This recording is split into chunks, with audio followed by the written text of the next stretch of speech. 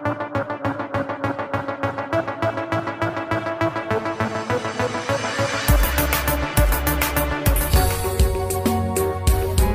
from around the globe. Hot, fresh, balanced and objective.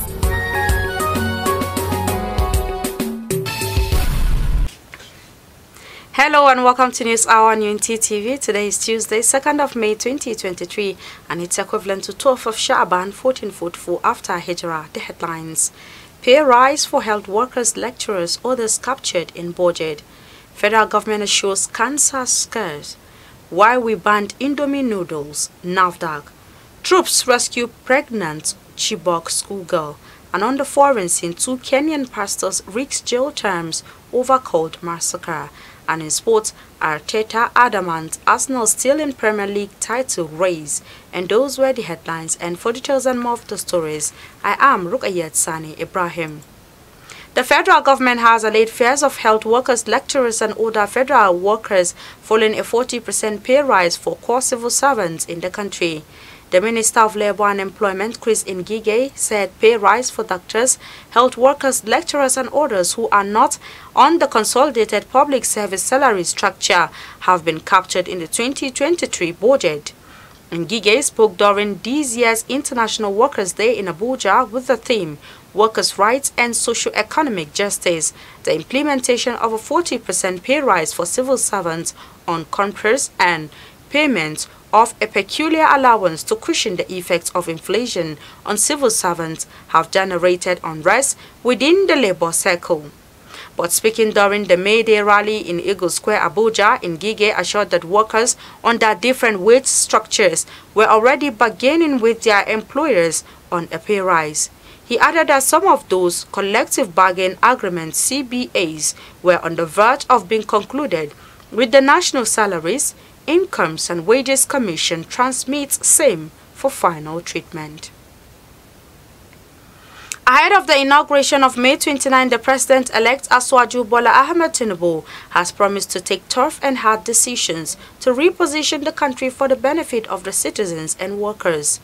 He solicited the people's cooperation and support for his incoming administration in fighting poverty, ignorance, disease, disunity and ethnic and religious hate, which he described as common enemies.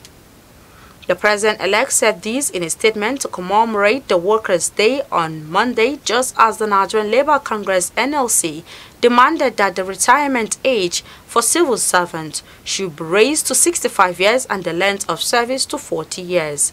The pledge by the former Lagos State Governor is coming against the backdrop of the high inflation, huge foreign debt, infrastructure deficit, high youth unemployment, and insecurity confronting the country.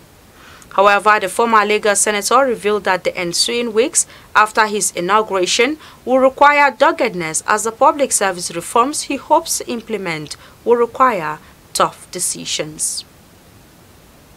The National Agency for Food, Drug Administration and Control (NAFDAC) said it will commence random sampling of Indomie noodles, including the seasoning, from the production facilities. This is coming on the heels of the recalling of Indomie noodles by Taiwan and Malaysian authorities following the discovery of ethylene oxide, a cancer-causing agent. Announcing this in a statement, the Director General of the agency, Professor Mojisola Adeyeye, who explained that the compound of interest was ethylene oxide, said already the Director of the Food Lab Services Directorate have been engaged and have started working on the methodology for the analysis. She, however, promised that Nigerians would be duly updated with the outcomes of the investigation.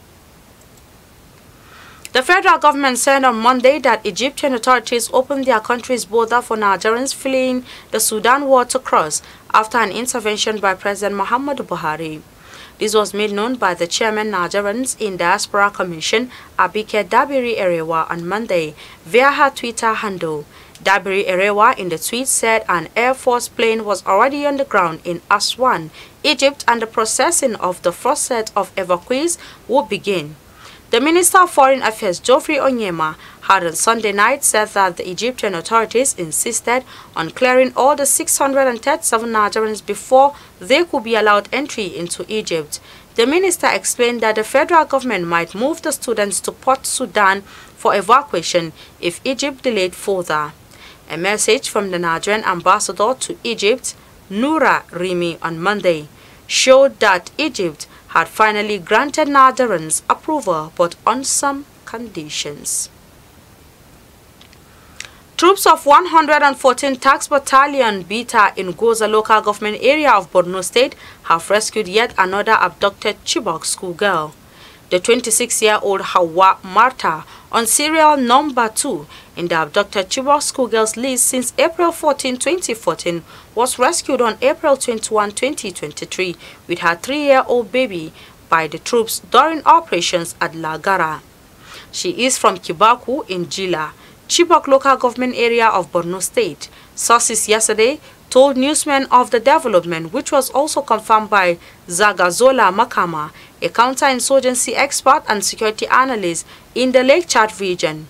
In a later development, troops of Sector 3 MNJTF have arrested 19 suspected Boko Haram members and recovered several weapons from the hideouts in the northeast of Borno State.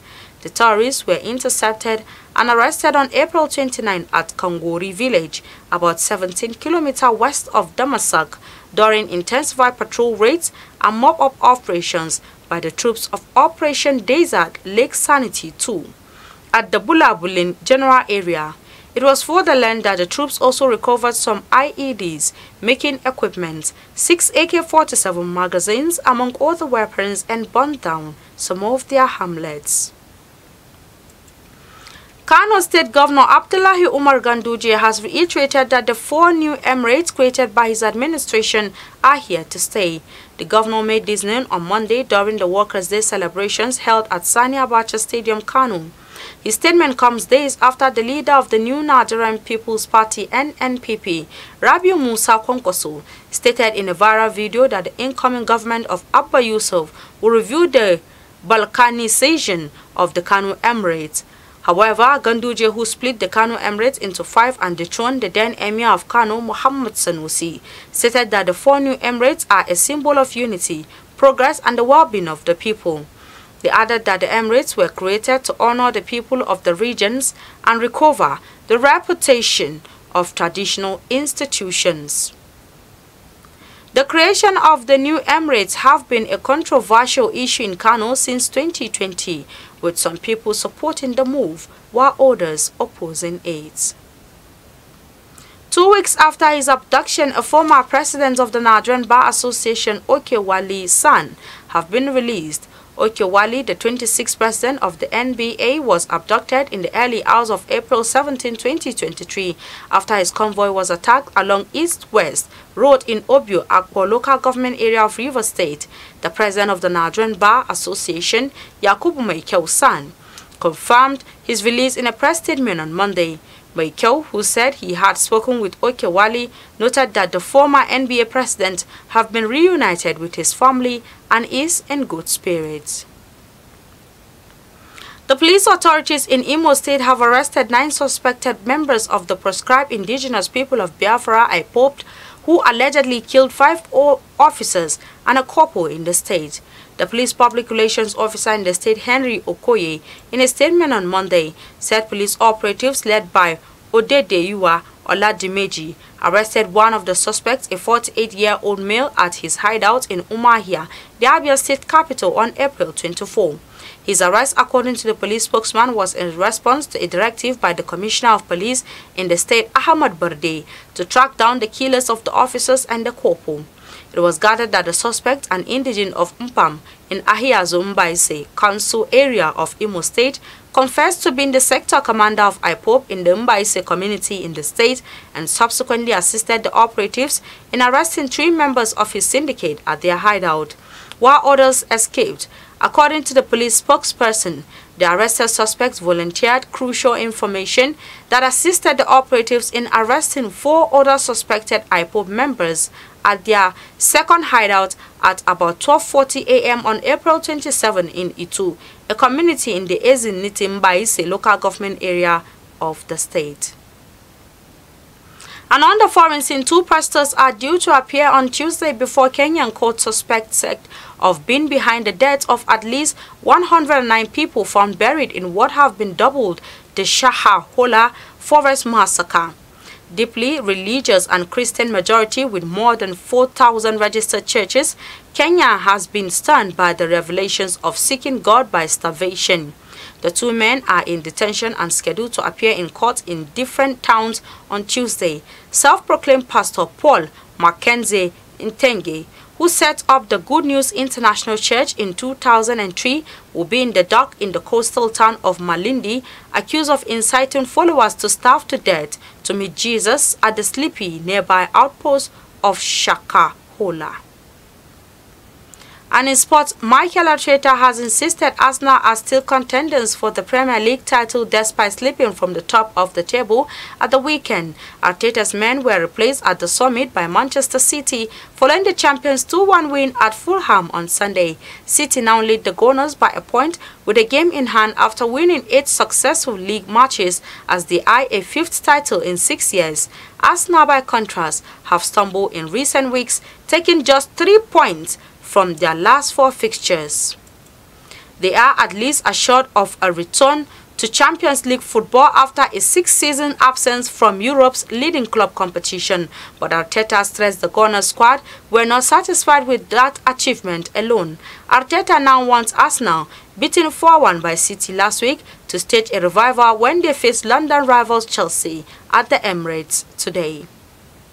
And with the sport news, we've come to the end of our bulletin for today. You can follow us on our social media handles at Facebook, Instagram, and Twitter at TUNTBE Radio FM TV, respectively. You can also watch us live on the satellite decoder Badarsat, which has been watched in about 38 countries of the world free. You can also watch us and stream us live on our YouTube channel at Unity FM TV. I am Rukayat Sani Ibrahim. Thanks for watching and enjoy the rest of our programs. Do have yourself a lovely day. I was the head boy in my primary school, senior prefect and best graduating student in my secondary school, but drug abuse almost ruined my life. I was on an average of 2 grams of cocaine per day. I was taking 8 ampoules of pentazosine daily. European shisha, cocaine. I became a user, a dealer, and a gangster. I saw other users drowning. I knew I didn't want to be like them, but I was already trapped. My family disowned me. My employment was terminated. I sold my car, sold my house. I'll go out well-dressed and return shoeless, shirtless in exchange for drugs. I was saying things that were not real, and I once stabbed myself because I felt something crawling under my skin. I contacted NDLEA and started therapy. I spent 3 months in therapy. I spent 8 months. It's easy to relapse, but your mind has to be stronger than the cravings. Drugs does not love you. You are not the one using drugs. Drugs are the one using you. Say no to drug abuse. Unity.